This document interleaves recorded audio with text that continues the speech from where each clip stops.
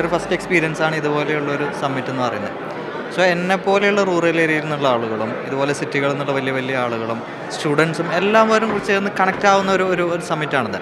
So ഞാനിവിടെ വന്നതിന് ശേഷം ഒരു എക്സ്പെക്റ്റേഷൻ, നമ്മൾ വരുന്നത് വരെയുള്ള എക്സ്പെക്റ്റേഷൻ വളരെ വ്യത്യസ്തമായിട്ടുള്ളൊരു എക്സ്പീരിയൻസ് ആണ് ഇവിടെ വന്നപ്പോൾ കിട്ടിയത്. ഇവിടെ നമുക്ക് എല്ലാവരുമായിട്ട് ഒരുപാട് കോൺടാക്റ്റുകൾ ഉണ്ടാക്കാൻ പറ്റുന്നു. പുതിയ ഒരുപാട് കാര്യങ്ങൾ നമ്മുടെ ഫ്യൂച്ചറിനെ പറ്റിയിട്ടുള്ള ഒരുപാട് വളരെ വലിയ വലിയ ആളുകളുമായിട്ട് കമ്മ്യൂണിക്കേറ്റ് ചെയ്യാൻ പറ്റുന്നു. ഒരുപാട് ഐഡിയകൾ നമുക്ക് കിട്ടുന്നു. സോ എന്നെ സംബന്ധിച്ചിടത്തോളം ഈ ഒരു സെഷനിൽ വരിക അല്ലെങ്കിൽ ഈ ഒരു സമ്മിറ്റിലേക്ക് പങ്കെടുക്കുക എന്ന് പറഞ്ഞാൽ വലിയൊരു തീരുമാനമായിരുന്നു. ഞാൻ 2 മൈൻഡിലുണ്ടായിരുന്ന ഒരാളാണ്. സ്പീക്കറായിട്ട് പങ്കെടുത്തു എന്നുള്ളതിനുപരി ഇതിൽ പാർട്ടിസിപ്പേറ്റ് ചെയ്യുമ്പോൾ തന്നെ നമുക്ക് കിട്ടുന്ന എക്സ്പീരിയൻസ് വളരെ വലുതാണ്. സോ ഞാൻ മനസ്സിലാക്കുന്നത് ഇതുപോലെയുള്ള സമ്മിറ്റുകൾ നമ്മുടെ എക്കോസിസ്റ്റം, നമ്മുടെ കേരളത്തിൻ്റെ ഡെവലപ്മെൻറ്റിന് ഒരുപാടധികം സപ്പോർട്ടീവായിട്ടുള്ള ഇനിഷ്യേറ്റീവ് എന്ന് തന്നെയാണ് ഞാൻ മനസ്സിലാക്കുന്നത്. ഇതിൽ എൻ്റെ എക്സ്പീരിയൻസ് എന്ന് പറയുന്നത്, എൻ്റെ ലൈഫ് ഞാൻ അവിടെ സ്റ്റോറി അവിടെ എക്സ്പ്ലെയിൻ ചെയ്തിട്ടുണ്ടായിരുന്നു.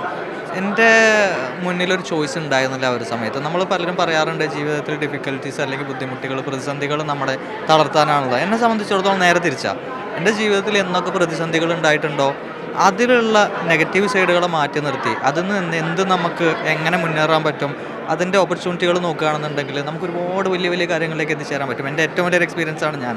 കാരണം ജീവിതത്തിൽ ഇനി മറ്റൊരു വഴിയില്ല എന്ന് പറഞ്ഞ് പൂർണ്ണമായിട്ടും സ്റ്റക്കായി പോയൊരു സാഹചര്യം, അതാണ് എൻ്റെ ഒരു ഹിസ്റ്ററി എന്ന് പറയുന്നത്. ഇനി മുന്നോട്ട് പോകണമെന്നുണ്ടെങ്കിൽ ഒരു വഴിയില്ലാത്തൊരു സാഹചര്യത്തിൽ അപ്പോൾ എൻ്റെ മുമ്പിലുണ്ടായിരുന്ന ഒരു ചോയ്സ്, എങ്ങനെ ജീവിക്കണം, എങ്ങനെ ഒരു വരുമാനം വേണം, അതിന് വേണ്ടിയിട്ടുള്ള ഒരു എഫേർട്ട് ആ സമയത്ത് ഞാൻ പുട്ട് ചെയ്തത്.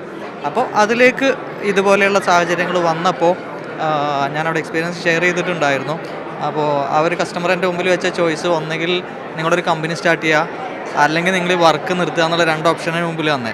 സോ എന്നെ സംബന്ധിച്ച് എഡ്യൂക്കേറ്റഡ് അല്ല, എക്സ്പീരിയൻസ് ഇല്ല, ഫിനാൻഷ്യലി നമുക്ക് സപ്പോർട്ടില്ല, 99% അത് സ്റ്റോപ്പ് ചെയ്യാനുള്ള സാഹചര്യമാണ് എൻ്റെ മുമ്പിൽ പോസിറ്റീവായിട്ട് കിടക്കുന്നത്. പക്ഷേ ഞാൻ എടുത്ത ചോയ്സ് എന്ന് പറയുന്നത് let me give it A try, ഇതൊന്ന് ട്രൈ ചെയ്ത് നോക്കാം.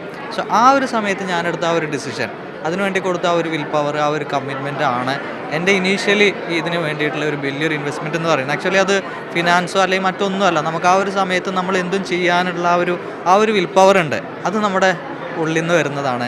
സോ ഞാൻ അതാണ് ഇനീഷ്യലി ഇതിലേക്കുള്ള ഒരു വലിയൊരു മുതൽക്കൂട്ടായിട്ട് ഞാൻ കണക്കാക്കുന്നത്. അത്യാവശ്യം ബുദ്ധിമുട്ടുകളും പ്രയാസങ്ങളും, അതായത് സാമ്പത്തിക പ്രതിസന്ധി അത്യാവശ്യം എക്സ്പീരിയൻസ് ചെയ്ത് വന്നിട്ടുള്ള ഒരാളാണ്. നാട്ടിൽ എന്തെങ്കിലും ചെയ്യണമെങ്കിൽ നമ്മുടെ നാട്ടിൽ ചെയ്യാമെന്നുള്ളൊരു വിഷൻ എനിക്കുള്ളത്. അതിൻ്റെ ഭാഗമായിട്ടുള്ള എൻ്റെ ഒരു നിയറസ്റ്റ് ഫ്യൂച്ചറിലുള്ള ഒരു പ്ലാനാണ് ഞാൻ ആക്ച്വലി ആ സെഷനിൽ പറഞ്ഞത്. അതായത് നമ്മുടെ നാട്ടിൽ മണ്ണാർക്കാട് സ്വന്തമായിട്ടുള്ളൊരു പ്രൈവറ്റ് IT പാർക്ക്, എത്ര വലുതെന്നില്ല, ആക്ച്വലി വലിയൊരു ഡ്രീമാണത്. അപ്പോൾ ആ ഒരു ഡ്രീമിലേക്കാണ് ഞാനിപ്പോൾ പർസ്യൂ ചെയ്തുകൊണ്ടിരിക്കുന്നത്.